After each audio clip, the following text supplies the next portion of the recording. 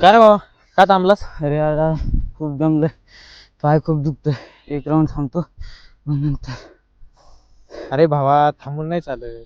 मी सुद्धा तुझ्या वयात होतो ना, असंच केलं होतं, तर हे दिवस आले माझ्यावर. अरे भावा, वेळ निघून गेल्यावर काहीच करता येत नाही रे. मी सुद्धा तुझ्यासारखंच असंच करत होतो. माझी वेळ निघून गेली. तुझ्या आईबाबाची कष्ट आठव आणि पळ. असं थांबून काहीच होत नाही. मी जर तुझ्यासारखं आज केलं असतं तर आता भरती झालो असतो. आज मला हे दिवस बघायला भेटले बघ. आता कळतात बापाचे कष्ट आणि आईचे कष्ट. तू पण तसंच, तू पण पळ.